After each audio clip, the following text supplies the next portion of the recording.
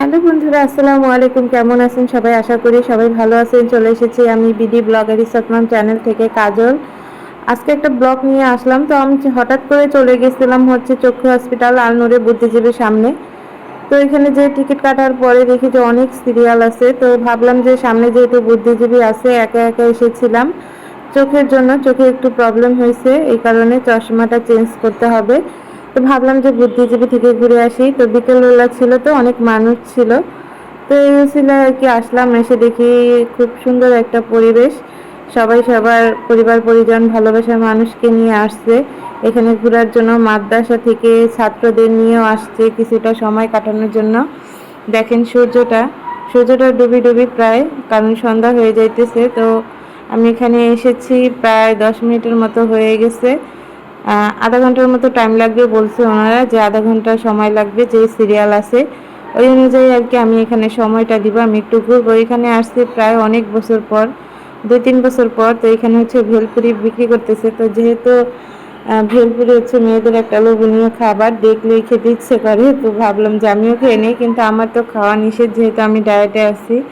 তারপরও ইচ্ছে হলো, দেখে খেতে মন চাইলো। তো আমি বললাম আন্টিকে, আন্টি হচ্ছে এখানে বিক্রি করে।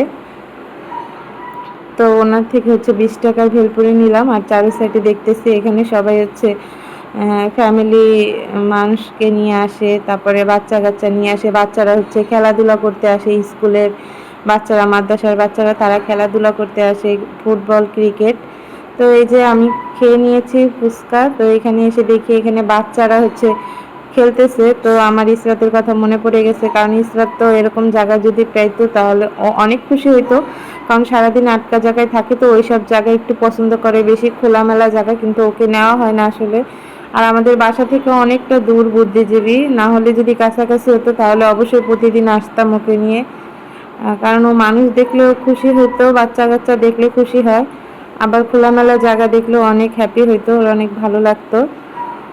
এই কারণে আর কি আসলাম, যে ঘুরে গেলাম। অবশ্যই ইসরাতকে নিয়ে পরের বার আসবো।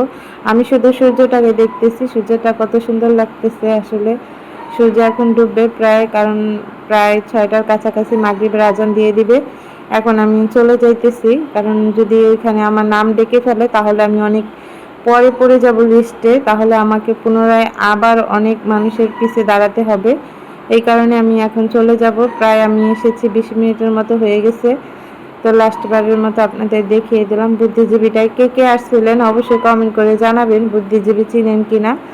আর আমাদের বাসা থেকে বুদ্ধিজীবী আসতে 70 টাকা রিক্সা ভাড়া লাগে। তো এই যে চলে এসেছি আমি, এখনো আমার সিরিয়াল আসে নাই, আমি এখন অপেক্ষায় আছি। বলছে একজনের পর নাকি আমাকে ডাকবে, 107 নম্বর রুম।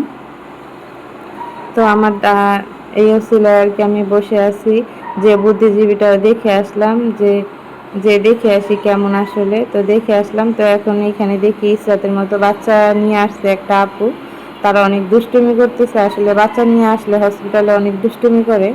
তো আমাকে হচ্ছে ডক্টর দেখে আবার চশমাটা চেঞ্জ করে দিয়েছে। তো আমি এখন চশমার দোকানে আসলাম। তো এখন আমি হচ্ছে ফ্রেম, মানে ট্রাই করব কোনটা ভালো হয়। তো অনেকগুলো ফ্রেম ভাইয়া বের করে দিছে। আমি হচ্ছে এখন দেখে যেটা আমার পছন্দ হয় সেইটা নিব। এখানে ফ্রেমের অনেক দাম, অন্যান্য হসপিটাল থেকে এই হসপিটালের ফ্রেমগুলো হচ্ছে দাম বেশি। বাহিরের দোকানেও দাম কম আছে, কিন্তু ইসরাতের বাবা আমাকে বলছে যে অন্য কোথাও যাওয়ার দরকার নেই, এখান থেকে দিয়ে দাও, আবার ঘোরাঘুরির প্রয়োজন নেই, হসপিটাল থেকে নিলেই ভালো হবে। এই কারণে আমি এখানেই দেখতেছি। এখন ভাইয়াকে বলতেছি দেখাইতে, ভাইয়া একটা একটা করে দেখাইতেছে। তো অবশেষে আমার একটা পছন্দ হয়েছে। সেটার দাম, চশমাটার দামই ছিল হচ্ছে 2000 টাকা। আর হচ্ছে ফ্রেমের দাম ছিল 2000, আর গ্লাসের দাম ছিল 2600 দিয়ে দিছি। আমার আগে চশমাটার দাম ছিল হচ্ছে 1500 টাকা, এটা হচ্ছে 2600 টাকা। তো যাই হোক, এখন আমি অর্ডার দিয়ে চলে যাইতেছি। এটা দিবে হচ্ছে 2 দিন পরে। আজকে বৃহস্পতিবার ছিল, বলছে শনিবার দিবে, কারণ শুক্রবার দোকান বন্ধ থাকে এবং হসপিটালও মনে হয় বন্ধ থাকে, তা জানি না শিওর। কিন্তু চশমা দিবে শনিবার বলছে, একটু টাইম লাগবে, অনেক সিরিয়াল আছে নাকি চশমাতেও, নাকি বানানোতে অনেক সিরিয়াল। তো যাই হোক, এখন আমি চলে যাইতেছি। আর আমি একাই কিন্তু এসেছি, আমার সাথে কেউ আসে নাই, ইসরাতের বাবাও আসে নাই। সন্ধ্যা হয়ে গেছে দেখতেছেন, প্রায় মাগরিবের আজান দিয়ে দিছে।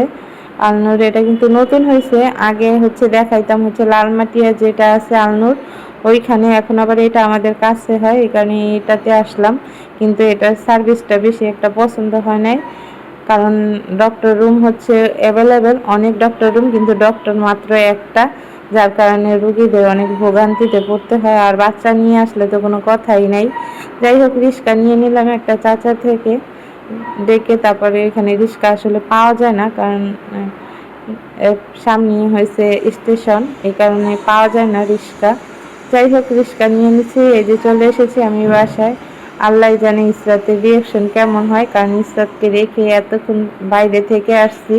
ও হয়তো বা কান্নাকাটি করছে, আমাকে দেখলে হয়তো বা কান্নাকাটি করবে, কেন ওকে রেখে গেছি। এখন আসলে বাসায় গেলে বোঝা যাবে যে ও কী করতেছে।